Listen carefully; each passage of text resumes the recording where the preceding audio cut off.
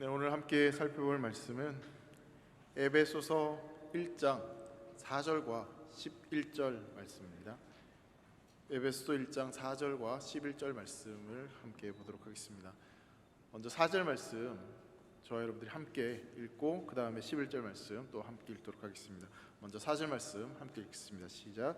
곧 창세전에 그리스도 안에서 우리를 택하사 우리로 사랑 안에서 그 앞에 거룩하고 흠이 없게 하시려고. 11절입니다. 모든 일을 그의 뜻의 결정대로 일하시는 이의 계획을 따라 우리가 예정을 입어 그 안에서 기업이 되었으니. 아멘. 계속 소요리 문답을 함께 여러분들과 살펴보고 있습니다. 이 소요리 문답을 통해서 하나님을 알아감이 사랑하는 우리 대길교회 성도 여러분들에게 진정한 기쁨이 되고 또 신앙생활에 큰 유익함이 있기를 간절히 소망합니다. 저도 진심으로 여러분들에게 사랑하는 성도 여러분 이렇게 한 겁니다. 진심입니다. 네, 자꾸 얘기하면 진심 아닌 것처럼 보일까 봐 딱 한 번만 얘기하겠습니다. 진짜입니다. 자, 지난 시간에 우리가 소요리 문답을 좀 살펴봤습니다. 이 사문부터 5문, 6문 이렇게 살펴봤습니다. 하나님에 대해서 살펴봤는데요. 이 사문에서는 하나님의 속성, 이 하나님의 성품을 살펴보면서 하나님이 어떠한 분이신지에 대해서 좀 함께 살펴봤습니다. 하나님은 영이시며 그분의 존재, 지혜, 권능, 거룩하심, 공의, 인자, 진실하심이 모두 무한하며 영원하며 불변하시다라고 함께 살펴봤습니다. 하나님은 우리가 생각할 수 있는 가장 좋은, 아름다운 그 모든 성품을 가지고 계신 분이다라는 것이죠. 인간이 가지고 있는 이 어떤 아름다움에게는 분명히 한계가 있지만 하나님은 무한하시고 한계가 없으시고 또 그 아름다움이 영원하시며 변하지 않으신다라고 이야기합니다. 그리고 나서 이제 5문에서는 그런 하나님이 다른 존재와는 비견될 수 없는 유일하신 한 분 하나님이시다라고 그렇게 살펴봤습니다.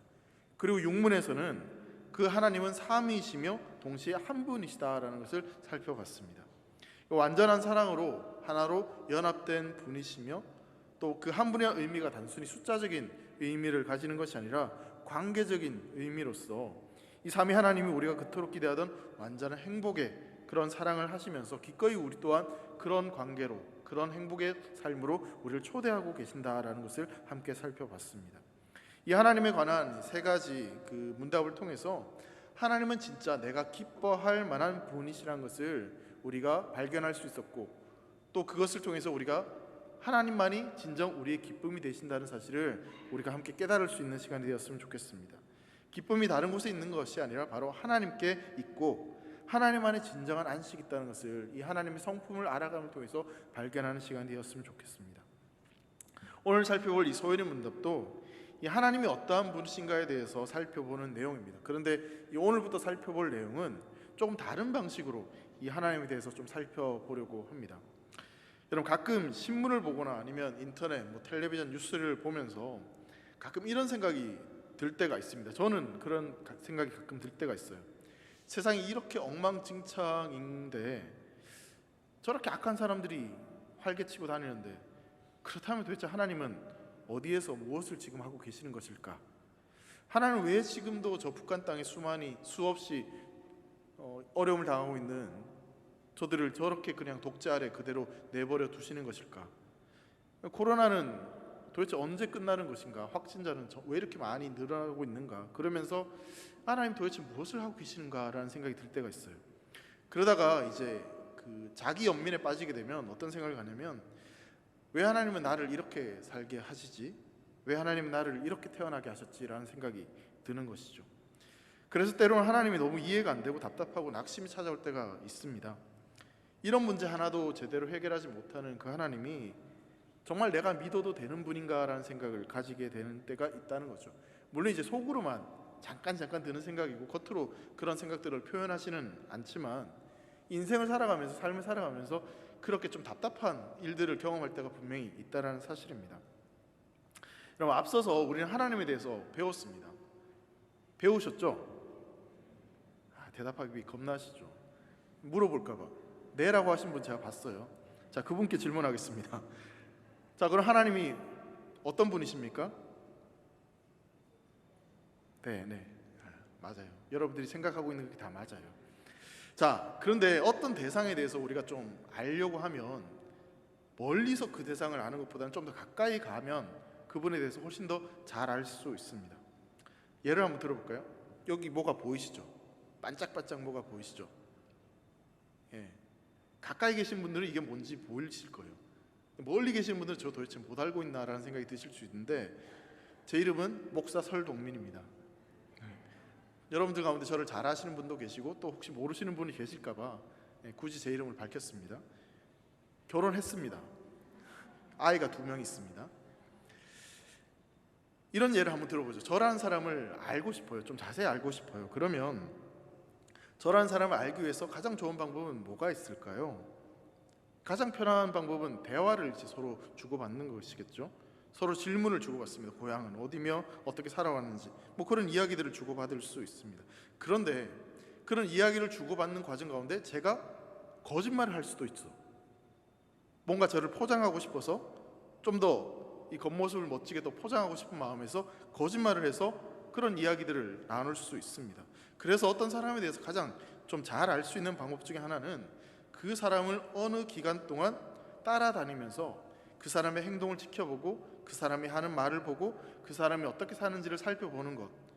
그렇게 하면 그 사람이 어떤 사람인지 훨씬 더 자세하게 또 알 수 있습니다. 왜냐하면 그 사람이 평소 하는 어떤 행동이나 그 어떤 말을 보면 그 사람이 어떤 사람인지를 우리가 좀 더 알 수 있다는 사실이죠. 그러니까 한마디로 이야기하면 좀 가까이 있어야지만, 그래야지만 그 사람이 진짜 어떤 사람인지에 대해서 제대로 알 수 있다는 사실입니다. 마찬가지입니다. 물론 하나님은 그 하나님께서 우리에게 허락하신 말씀이 진실이기 때문에 그 말씀을 통해서 우리는 하나님에 대해서 알 수 있습니다. 또 그 말씀을 그대로 믿어야 됩니다. 우리는 그렇게 진리이신 하나님 말씀을 통해서 하나님에 대해서 알 수 있습니다. 그런데 무엇보다도 그 하나님을 진짜 제대로 알기 위해서는 그 하나님이 하신 일을 가까이서 지켜보는 것이 필요하다는 사실입니다. 하나님이 하신 일을 가까이 우리가 나아가서 도대체 어떤 일을 하시기를 원하셨고 무엇을 이루셨는지, 또 어떤 마음을 품고 계신지를 하나님께 가까이 나아가서 그분이 하신 일들을 보면 하나님이 어떠한 분이신지를 우리가 깨닫게 되고 그것을 통해서 우리 신앙에는 더 큰 유익을 누릴 수 있다는 사실이죠. 오늘부터는 그렇게 하나님의 사역에 대해서 좀 살펴보려고 합니다. 하나님의 하신 일을 살펴보면서 우리가 질문하고 있는 여러 가지 질문들에 대한 답을 좀 찾아보고, 그리고 어떤 추상적인 하나님에 대한 개념이 아니라 인격적인 하나님을 좀 발견하고 그 하나님을 알아가는 시간을 좀 가지려고 하는 것이죠. 오늘 여러분들과 좀 살펴볼 내용은 소요리 문답 가운데 7문과 8문입니다. 이 7문과 8문을 하나님의 작정이라고 그렇게 부릅니다. 그래서 오늘은 하나님의 작정의 의미와 범위, 그리고 그 작정의 목적을 좀 함께 살펴보면서 하나님의 작정이 왜 우리에게 중요하고 왜 그것이 우리에게 그토록 큰 기쁨과 은혜가 되는지에 대해서 좀 생각해 보려고 하는 것이죠. 자, 먼저 7문을 저와 여러분들이 함께 읽어보았으면 좋겠습니다. 제가 먼저 문을 읽고요, 여러분들이 답을 읽는 것으로 해보겠습니다. 7문, 하나님의 작정이 무엇인가요? 읽으시면 됩니다. 시작. 하나님의 작정은 그의 영원한 목적으로 그의 뜻에 의논에 따른 것인데 자기 자신의 영광을 위해서 모든 되어가는 일들을 미리 정하신 것입니다. 자, 하나님의 작정이란 말 가운데 작정이라는 걸 한번 생각해 보려고 합니다. 작정이라고 하는 단어가 사실 쉽게 와닿지 않는 분들도 분명히 있을 것 같아요. 신학교에 가면 이 신학을 배우면서 이 작정이라는 단어를 수도 없이 많이 듣습니다. 그러다 보니까 이 작정이라는 단어를 좀 과장되게 재미있게 표현할 때가 있어요. 예를 들면 이런 식입니다. 수업에 지각하는 학생이 있으면 너 오늘 수업에 지각하기로 작정을 했구나. 수업 시간에 자는 학생이 있으면 오늘 잠자기로 작정을 했구나. 뭐 이런 식으로 표현을 하는 거예요. 어릴 때 제가 저희 어머니한테 들었던 이 작정이라는 말은 뭐냐면 오늘 맞아 죽기로 작정했구나. 뭐 이런 말을 자주 들었던 기억이 나요. 물론 이제 사랑으로 하신 말이지만 여러분, 이 작정이라는 말을 좀 쉽게 쓰면 어떤 목적이라고 말할 수 있는 거죠. 여러분, 오늘 은혜 받기로 작정하고 오신 거죠? 예, 아멘입니다. 어떤 목표를 정했을 때 작정이라는 말을 그렇게 쓰기도 하는 것이죠. 큰 결심을 했을 때 너 정말 작정했구나, 이렇게 말을 하는 겁니다. 자, 소요리 문답은 하나님의 작정을 먼저 이렇게 정의를 하고 있습니다. 하나님의 작정은 하나님의 영원한 목적이다라고 이야기를 합니다. 그러니까 즉 하나님의 영원한 목적이 하나님의 작정이다라고 그렇게 이야기를 하고 있는 것이죠. 자, 영원하신 하나님이 어떠한 일에 목적을 가지고 계획을 하신다라는 것을 이야기하고 있는 것입니다. 자, 그런데 우리는 이 보통 어떤 목적을 정하게 되면 그 목적과 함께 그 목적을 이룰 계획을 같이 세우게 됩니다. 그러니까 목적을 이룰 계획들을 함께 하나씩 세워가는 것이죠. 자, 예를 들어 보겠습니다. 집을 사겠다는 목적이 있습니다. 그러니까 안정적인 가정을 유지하고 행복한 삶을 살기 위해서 집을 사야 되겠다, 그렇게 작정을 합니다. 목표를 세웠어요. 자, 그러면 그 집을 사기 위해서 계획들을 하나하나 세우는데 처음에 청약 통장을 만들고 적금을 붓고 그리고 어느 시점에 가서 대출을 이만큼 받고 그렇게 이렇게 저렇게 모아서 몇 년 안에 집을 사겠다는 계획을 세워서 집을 사겠다는 목적을 그렇게 하는 것이죠. 자, 그런데 여러분 생각해 보세요. 정말 안타까운 건 뭐냐면 우리가 그렇게 아무리 계획을 세워도 내가 목적한 대로 이루어지지 않는 경우가 많아도 너무 많다는 거예요. 너무 많아요. 집을 사기 위해서 청약을 넣었는데 점수가 안 돼서 떨어질 수도 있고요. 갑자기 은행 대출이 막혀가지고 대출이 안 나와서 못 살 수도 있고, 아니면 나라의 부동산 정책이 갑자기 바뀌어가지고 실컷 준비해놨더니 이게 못 살 때도 있고요. 그래서 내가 목적한 대로 그게 이루어지지 않는 경우들이, 계획대로 안 되는 경우들이 너무 많다는 사실입니다. 그러니까 내가 제대로 계획하고 준비를 해도 주변 환경에서 그걸 도와주지 않는 경우들이 너무나 많다는 사실입니다. 그래서 우리는 계획을 세우고 최선을 다할 뿐 엄밀히 얘기하면 목적과 계획이 같지는 않다라는 거예요. 근데 여러분, 하나님은 다릅니다. 소요리 문답을 보면 하나님의 영원한 목적이라고 그렇게 이야기를 합니다. 우리는 영원하지 않습니다. 하지만 하나님은 영원하십니다. 한 치 앞을 내다보지 못하는 사람과 달리 하나님은 영원까지 생각하시며 작정하시고 또 시간과 공간의 제약이 없는 그 무한한 능력을 가지고 그대로 그 작정하신 것을, 그 목표하신 것을 이루어 가십니다. 그러니까 하나님의 작정은 하나님의 영원하신 속성에서 나온다는 사실입니다. 하나님께서 시간을 만드셨기 때문에 그 시간을 초월해서 하나님은 일하신다는 사실이죠. 하나님께서는 과거와 현재와 미래가 같고 하루가 천년과 같은 분이십니다. 그래서 하나님은 시간이 있기 전에 이미 시간이 초월해서 그 모든 것들을 작정하시고 그 목표하신 대로 이루어 가실 수 있는 분이다라는 사실입니다. 우린 그런 능력이 없을 뿐만 아니라 우리 주변에서 일어난 일들을 우리 스스로 통제할 수도 없습니다. 때로는 생각하지도 못했던 엄청난 일들이 생겨납니다. 아무리 좋은 계획을 세워도, 그 목표를 세워도 그것이 실패할 확률이 우리에게는 너무나 많다는 사실입니다. 하지만 하나님은 그렇지 않다는 거예요. 하나님은 능력이 무한하시고 영원하시고 불변하시고 전지전능하십니다. 그 능력이 무한하시기 때문에 모든 것을 통제하시고, 그리고 하나님에게는 실수라는 것이 없다라는 사실입니다. 우리의 생각으로는 도저히 이해가 되지 않는 일조차도 하나님은 늘 옳은 방향으로 이끌어 가십니다. 하나님에게 있어서 사고라는 것은 없어요. 사고는 우리가 통제할 능력이 없어서 일어나는 것이죠. 계획하지 않는 어떤 일들이 일어나는 것인데 하나님에게는 그런 일이 생길 수 없다는 사실입니다. 하나님이 모르는 일, 하나님이 알지 못하는 일, 그런 일들은 우리 인생 가운데 일어나지 않는다는 사실입니다. 우리의 계획과 목적은 이루어질 수도 있고 이루어지지 않을 수도 있습니다. 그런데 하나님은 전능하시고 전지하시고 능력이 무한하신 분이십니다. 그 어떤 제한도 받지 않으시는 분이십니다. 그렇기에 하나님이 계획하시면, 하나님이 작정하시면, 하나님이 목적하시면 그것은 반드시 이루어집니다. 때로는 우리가 살아가면서 이런 경험을 할 때도 있습니다. 살아가면서 참 이건 내가 잘못 생각해서 세운 계획이었고 이게 안 이루어져서 정말 다행이다라고 생각되는 그런 계획들도 분명히 있으실 것 같아요. 내가 계획했던 대로, 내가 목적한 대로 이것이 이루어졌으면 정말 큰일 날 뻔했다라고 그렇게 생각되어지는 일들이 있을 수 있다는 것이죠. 자, 오늘 우리가 말씀을 듣고 그 말씀대로 살기로 결단을 했습니다. 영광스러운 교회로 우리가 부르심을 받은 거룩한 하나님의 자녀라는 것을 우리가 함께 말씀을 통해서 배웠고, 이제 그렇게 살겠다라고 결단을 하고 오늘 밤부터 아니면 내일부터 그렇게 살아가야지 다짐을 합니다. 근데 여러분, 참 안타깝게도 그렇게 우리가 굳건히 다짐을 하고 결심을 했지만 그 결심이 어느 순간 무너지는 것들을 우리는 종종 경험하게 됩니다.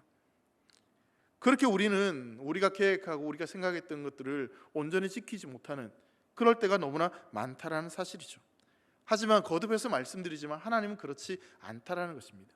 하나님은 선하시고 그 하나님의 지혜는 완전하며 영원하신 분이 바로 우리 하나님이십니다.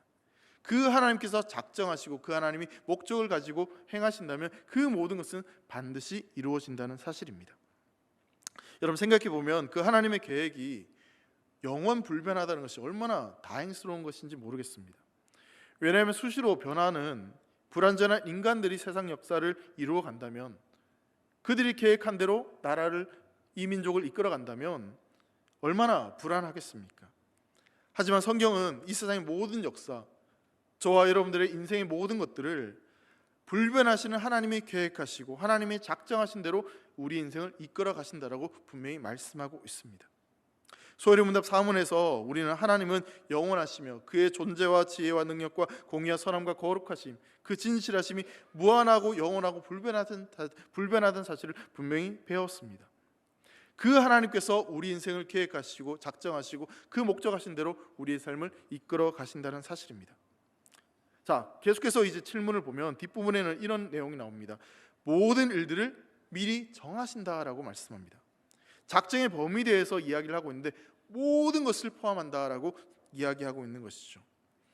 이 말은 하나님의 작정이 아니면 그 어떤 일도 일어나지 않는다라고 이야기하고 있는 것입니다. 모든 것이 하나님의 계획과 하나님의 목적 안에 있다라는 사실입니다. 자, 이 부분을 몇 가지 좀 나눠서 생각해 보면, 첫 번째로 여러분, 하나님의 작정은요, 큰 일뿐만 아니라 작은 일까지도 모든 것을 포함하는 겁니다. 우린 쉽게 이런 생각을 해요. 하나님이 작정하신 거, 하나님 목적하신 거니까 그냥 큰 일, 뭐 국가적인 대단한 일, 뭐 그런 일들만 하나님께서 하실 것이다 생각을 하는 거죠. 자, 마태복음 10장 29절 말씀 보면 이런 말씀이 있습니다. 한번 같이 읽어보죠. 시작. 참새 2마리가 한 아사리온에 팔리지 않느냐? 그러나 너희 아버지께서 허락하지 아니하시면 그 하나도 땅에 떨어지지 아니하리라. 여러분, 한 아사리온은 오늘날 한 5,000원 정도 되는 그런 소액 동전 화폐였어요. 근데 이 액수로 한 마리도 아니라 2마리를 살 수 있다고 이야기합니다. 이 말은 뭐냐면 굉장히 하찮은 것을 강조해서 그렇게 표현하는 거예요. 그렇게 하찮은 참새도 하나님이 허락하시지 않으면 그 생명을 잃지 않는다라고 이야기하고 있습니다. 여러분, 교회 앞에 보면 작은 화단이 있습니다. 화단을 이렇게 보시면 조금씩 이제 새싹들이 올라올 거예요. 봄이 되면. 그리고 어느 순간 이 새싹이 꽃이 피게 되고 또 나무에는 잎이 무성해질 것입니다. 여러분, 이 새싹이 나는 것, 생명이 맺혀지는 것, 열매가 맺혀지는 것, 그건 역시 하나님이 허락하시지 않으면 안 된다는 거예요. 참새 한 마리도, 그 새싹도, 연약한 새싹도 하나님이 허락하시지 않으면 안 된다라고 이야기를 하고 있는 것입니다. 그렇게 사소한 일도, 우리가 미처 생각하지 못하는 그 일조차도 하나님께서 계획하시고 하나님이 허락하셔야지 된다라면 그것보다 훨씬 더 큰 일은 당연한 거 아니겠습니까? 우리가 결혼하고 자녀를 낳고 직장 생활을 하고 퇴직을 하고 이런 모든 것들이 하나님의 작정, 하나님 계획 가운데 포함되어 있다는 사실입니다. 하나님은 자연 질서를 창조해 놓고 저 멀리서 그냥 내버려 두시는 분이 결코 아닙니다. 이것을 이신론이라고 그렇게 이야기하는데요. 이건 뭐냐면 시계에 태엽을 감아놓고 태엽이 풀려지는 시간까지 저절로 시계가 알아서 돌아가듯 그렇게 세상도 그렇게 내버려 둔다라는 것을 이야기하는 것인데, 하나님은 그런 분이 아니십니다. 자연 질서를 정해놓고 저 멀리서 개입하지 않고 그냥 쳐다보시는 분이 결코 아니라는 거예요. 그건 성경적인 하나님이 결코 아닙니다. 사랑하는 성도 여러분, 하나님은 참새에게도 개입하십니다. 여러분이 생각하는 아주 사소한 일조차도 하나님이 개입하시고 하나님이 작정하시고 하나님 계획한 대로 그것을 이끌어 가신답니다. 그렇다면 우리의 인생은, 여러분들의 인생은 어떻겠습니까? 하나님이 택한 백성입니다. 하나님의 자녀입니다. 거룩한 하나님의 교회로 부름받은 하나님의 백성들입니다. 당연히 여러분들의 인생은 하나님의 손안에 달려있고 하나님이 계획하신 대로 이끌어 가심을 믿으시기를 간절히 소망합니다. 두 번째, 하나님의 작정은 우리가 생각할 때 굉장히 우발적이고 우연적인 일조차도 하나님의 계획 가운데 있다고 성경은 이야기합니다. 잠언 16장 33절입니다. 함께 읽을까요? 시작. 제비는 사람을 뽑으나 모든 일을 작정하기는 여호와께 있느니라. 여러분, 제비 뽑기는 사실 누가 뽑을지 정말 모르지 않습니까? 사람은 사실 몰라요. 뭘 뽑을지 모릅니다. 여러분, 하나님께서는 제비 뽑기로 이스라엘 지파들이 가나안 땅을 분배하셨고요, 사도행전에 오면 사도 마띠아를 그렇게 세워주셨습니다. 이 모든 것이 하나님의 뜻 가운데 그것이 이루어진다는 사실이죠. 여러분, 요나 선지자가 니느웨로 가라고 하는 그 하나님의 말씀을 거스르고 다시스로 가는 배를 타게 됩니다. 근데 그가 탔던 배가 엄청난 풍랑을 만나게 됩니다. 그러면서 그 배 사람들이 도대체 이 풍랑이 누구 때문에 일어나는지 제비를 뽑아서 그 사람을 가려내고자 하는 장면이 있어요. 여러분, 그 제비 뽑기 누가 당첨됐을까요? 요나입니다. 요나가 딱 당첨됐어요. 그 배에 탔던 사람들은 요나가 뽑힐지 아무도 몰랐어요. 그리고 그 배에 탔던 사람들이 의지했던 그들이 믿는 신조차도 요나가 뽑힐지 몰랐어요. 근데 하나님께서는 작정하셨어요. 그래서 그 제비 뽑기에 누가 뽑혔다고요? 요나가 뽑혔어요. 자, 보세요. 요나가 뽑혔어요. 그리고 나서 요나가 어떻게 되었습니까? 바다에 던져졌어요. 근데 그 바다에 뭐가 있었습니까? 물이라고 하시면 안 돼요. 그 바다에 생각지도 못했던 커다란 물고기가 있어서 그 물고기가 요나를 삼켜버렸어요. 요나가 물고기에 삼킴을 당했어요. 어떻게 될지 이제 죽었구나 생각했어요. 근데 그 커다란 물고기가 어디를 향해서 갑니까? 타시스로 가요. 참 이상하지 않습니까? 우연치고는 너무 기가 막힌 우연 아니겠습니까? 사랑하는 성도 여러분, 우리가 생각할 때는 너무나 우연적인 우발적인 일처럼 보이는 일조차도 그 모든 것이 하나님의 계획 가운데 있음을 믿으시기를 바랍니다. 여러분, 옆에 계신 분들이요, 우연히 어쩌다 내 옆에 앉은 분이 아니라 하나님이 오늘 만나게 해주신 분이십니다. 여러분, 믿으십니까? 그럼 그분들에게 좀 축복의 말씀을 해주세요. 사랑합니다. 진심으로요. 우리의 만남은 우연이 아니야. 여러분, 또한 이 하나님의 작정은요, 우리가 생각할 때 악하게 보이는 일조차도 하나님의 계획 가운데 있다는 사실입니다. 요셉의 이야기가 대표적일 것 같은데요, 요셉의 형들이 요셉을 시기한 나머지 요셉을 죽이려고 하다가 차마 죽이지 못하고 팔아버렸습니다. 사람들이 봤을 때, 또 우리가 생각할 때 이건 너무나 악한 일이었습니다. 나쁜 짓이었어요. 근데 이 악한 일조차도 하나님의 계획과 하나님의 목적하심이 있었습니다. 요셉이 그 이후에 애굽의 국무총리가 되어서 기근으로부터 가족을 구한 요셉이 형들을 만나면서 이렇게 고백하는 장면이 있습니다. 창세기 50장 20절 말씀입니다. 같이 읽을게요. 시작. 당신들은 나를 해하려 하였으나 하나님은 그것을 선으로 바꾸사 오늘과 같이 많은 백성의 생명을 구원하게 하시려 하셨나니. 분명히 이건 악한 일이고 나쁜 일처럼 보이는데 그것조차도 하나님은 선하게 바꾸셔서 하나님의 작정 가운데 그 모든 것이 계획되고 준비되었다라고 그렇게 고백을 하고 있는 것입니다. 우리가 살아가는 삶 속에서 우리는 실제로 참 많은 악한 일들, 어려운 일들을 겪습니다. 그런 일들을 겪는 성도들을 바라보는 게 참 마음이 아픕니다. 그런 일들이 없으면 좋겠고 행복하고 형통한 삶을 살았으면 좋겠는데 그런 일들이 분명히 우리에도 경험하게 되는 것이죠. 사랑하는 성도 여러분, 하지만 분명한 것은요, 그런 고통의 시간이 하나님께 버려진 시간이 아니다라는 사실입니다. 우리는 헤아릴 수 없지만 그 시간 속에도, 그 사건 속에서도 하나님의 계획하심과 목적하심이 있다는 사실을 믿으시기를 바랍니다. 하나님 앞에 제외됐던 시간, 하나님 앞에 버려졌던 시간이라고 생각했던 그 시간도 하나님은 선하게 바꾸셔서 하나님의 작정하심을 우리 인생 가운데 이루어 가신다는 사실입니다. 우리 인생 가운데 우연히 갑자기 뜻하지 않는 고통과 아픔의 문제, 그런 유혹의 상황들도 있겠지만 그 상황 속에서도 우리가 놓지 않고 끝까지 붙들어야 될 진리가 있습니다. 그것은 바로 주님의 계획은 언제나 선하시다는 사실입니다. 존 파이퍼 목사님이 쓴 이 섭리라는 책에 이런 문구가 있습니다. 문구가 너무 좋아서 좀 인용을 해보도록 하겠습니다. 구름이 비록 사람이 일출을 보지 못하게 가릴지라도 하나님은 구름 위에서 찬란한 일출을 그리고 계신다. 사랑하는 성도, 하나님은 우리가 알지 못하는 일을 우리 인생 가운데 계획하시고 우리에게 가장 좋은 것을 허락하시는 분인 줄 믿습니다. 제가 확신을 가지고 여러분들에게 드릴 수 있는 말씀 한 가지가 있습니다. 그것은 하나님의 말씀은 언제나 옳습니다. 우리가 바라지 않았던 일이, 어떠한 일이 일어날 수 있지만 그것은 결코 하나님이 잘못된 분이거나 우리가 하나님의 계획 가운데 버려진 시간이 결코 아니다라는 사실입니다. 우리가 하나님이 도대체 왜 내 인생 가운데 이런 일을 행하실까, 왜 이렇게 하실까, 그때 붙잡아야 될 진리가 있습니다. 그것은 바로 하나님은 늘 옳으시고 선하시고 영원하시고 나를 무한히 변함없이 사랑하신다는 사실입니다. 사랑하는 성도 여러분, 다른 거 다 놓치더라도 우리 인생 가운데 딱 한 가지 진리만을 붙잡고 살아갔으면 좋겠습니다. 하나님은 선하시고 하나님은 영원하시며 하나님은 저와 여러분들을 사랑하십니다. 여러분 믿으십니까? 마지막으로 여러분, 그 하나님이 왜 우리를 이렇게 작정하셨는지 그 목적에 대해서 좀 생각해 보려고 합니다. 여러분, 소요리 문답은 이렇게 답을 합니다. 하나님의 작정하신 것의 목적은 하나님의 영광을 위해서 모든 일을 작정하셨다라고 이야기합니다. 하나님의 영광을 위해서. 근데 여러분, 이 하나님의 영광을 위해서란 부분을 좀 한번 생각해 보려고 합니다. 우리가 하나님께 영광을 올려드립니다, 하나님 영광 받으십시오라고 이야기를 많이 고백을 합니다. 근데 여러분, 모든 것이 하나님의 영광이라고 말한다면 지금 내가 겪고 있는 어떤 고난의 시간들은 그렇다면 그 고난조차도 하나님의 영광을 위해서라고 말할 수 있게 되는 것이죠. 그게 사실 좀 이해가 되지 않는 부분일 수 있습니다. 만약에요, 하나님의 영광이 아니라 여기에 나의 영광을 위해서, 나의 만족을 위해서, 나의 유익을 위해서 이런 표현이라면 훨씬 더 이 소요리 문답이 이해하기가 쉬울 것 같아요.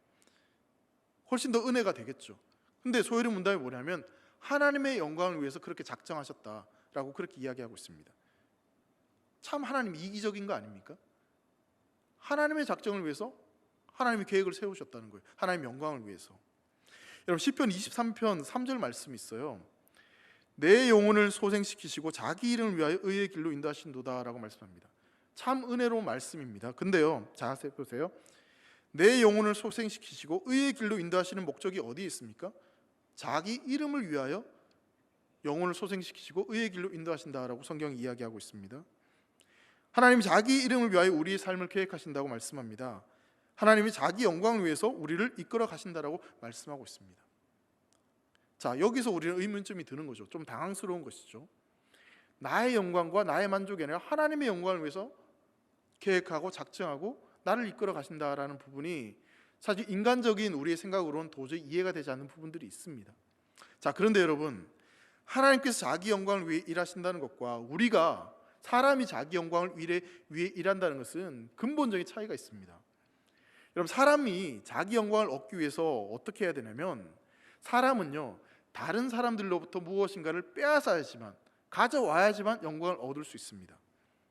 다른 이들보다는 뭔가가 더 뛰어나야지만 영광을 얻을 수 있어요. 예를 들어 볼까요?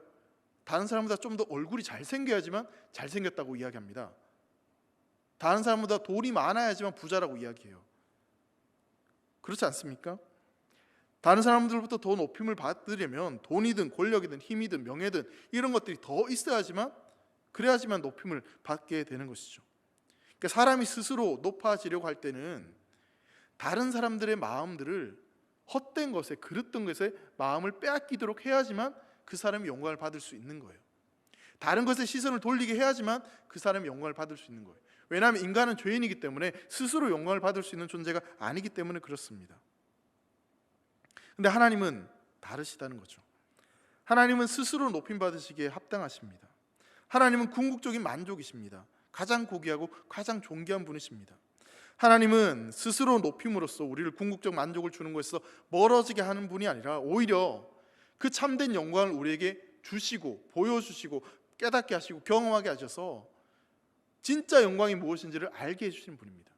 다른 말로 표현하자면 하나님은 그 영광을 우리에게 주신다는 겁니다. 사람은 그 영광을 빼앗아 가지만 하나님은 그 영광을 오히려 우리에게 주신다는 겁니다. 우리에게 오히려 주셔서 그 영광을 얻게 하시는 것이기 때문에 사람의 영광과 하나님의 영광은 분명한 차이점이 있다는 거예요. 여러분, 이 내용이 앞서 말씀드린 존 파이퍼 목사님이 쓴 이 섭리란 책에 이런 문구로 설명되어져 있습니다. 조금 어려운 내용이긴 한데 같이 한번 좀 읽어봤으면 좋겠습니다. 같이 한번 읽어보겠습니다. 시작. 그렇다면 역설적이게도 하나님에게는 자기 영광이 일종의 사랑이 되는 거로 이는 우주에서 유일한 경우이다. 왜냐하면 하나님은 그 가치와 아름다움이 인간 영혼을 완전히 또 영원히 만족시킬 수 있는 유일한 존재이기 때문이다.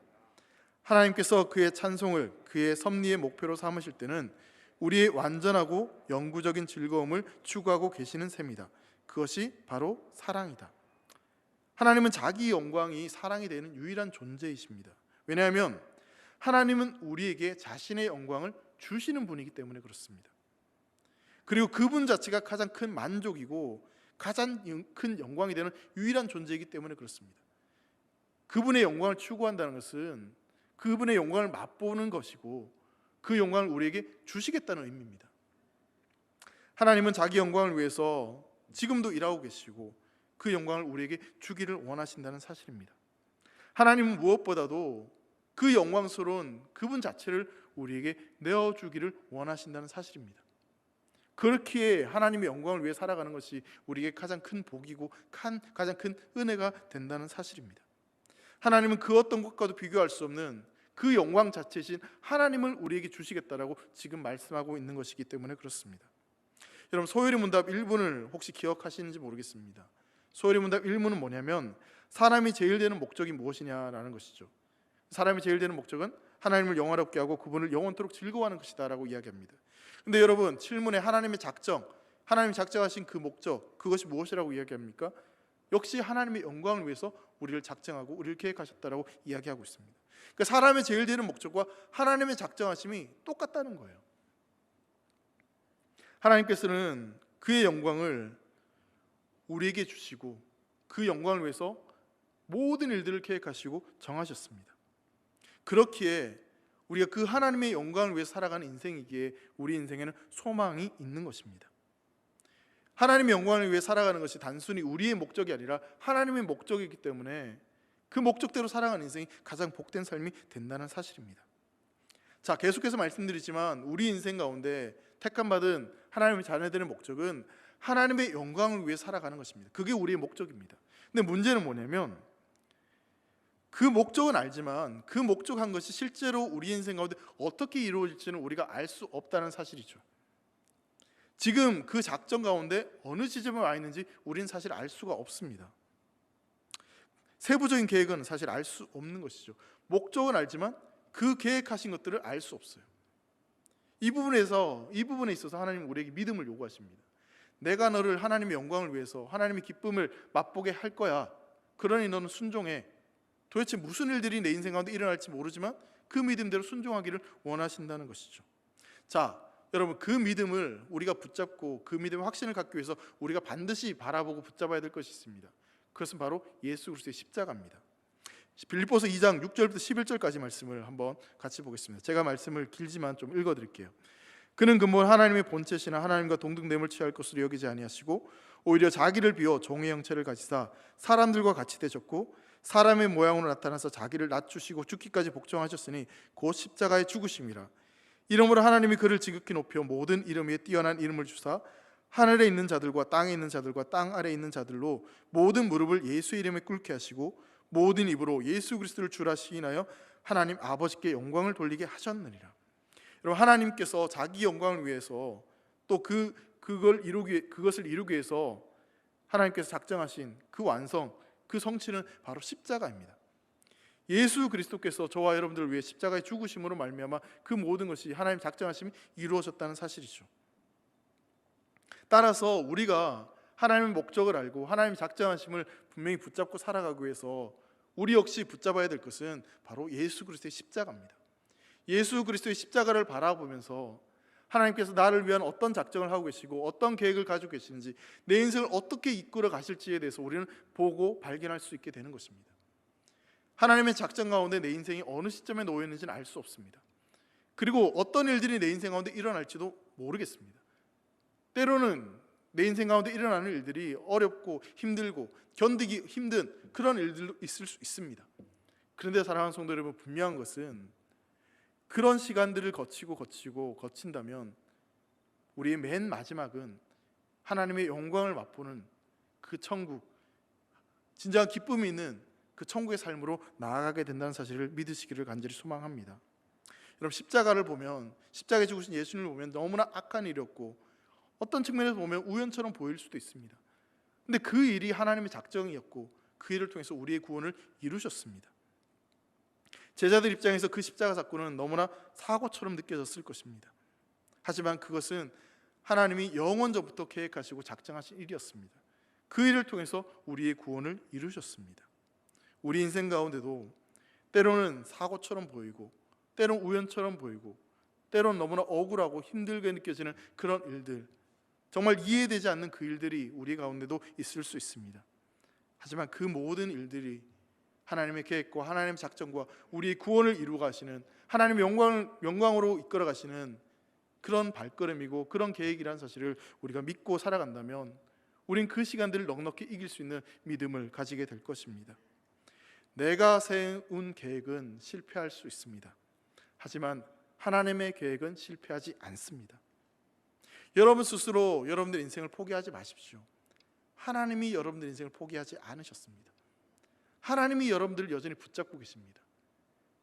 여전히 여러분들의 인생은 하나님의 작전 가운데, 그 계획하심 가운데, 하나님의 목적을 이루어가는 과정 가운데 있다는 사실을 잊지 않으셨으면 좋겠습니다. 그 순간 우리가 해야 될 것은 믿음으로 한순간 한순간을 걸어가는 겁니다. 그 하나님의 영광을 위해서 끝까지 걸어가는 겁니다. 그러면 결국 우리는 그 마지막 순간 하나님의 영광을 맛보게 될 것이고 하나님의 작정하심을 온전히 깨닫는 그런 복된 삶이 될 줄 믿습니다. 하나님이 우리 인생을 단념하지 않으시고 여전히 우리 인생을 돌보시고 우리 인생을 계획하시고 있다는 사실을 기억하시고, 우리를 붙드시는 그 하나님은 가장 선하시고 영원하시고 완전하시고 사랑이 무한하신 변함없는 분이라는 사실을 기억하시며, 이번 한 주간도 그 하나님의 작정하심 가운데 복되고 행복한 삶을 살아가는 사랑하는 대길의 성도들 되시기를 주님의 이름으로 축복합니다. 기도하겠습니다. 사랑하는 하나님 아버지, 감사합니다. 우리를 하나님의 계획과 하나님의 작정하심 가운데 불러주셔서 그 걸음걸음을 인도하여 주시니 감사합니다. 때로는 우리 인생 가운데 우연처럼 사고처럼 일어나는 일들이 있다 할지라도 그 속에서도 하나님의 계획하심을 바라보게 하시고 믿음으로 그 길을 순종하며 나아갈 수 있도록 은혜를 베풀어 주시옵소서. 이번 한 주간도 하나님의 작정 가운데 복되고 기쁜 삶을 살아갈 수 있도록 은혜를 내려 주시옵소서. 예수님의 이름으로 기도합니다. 아멘.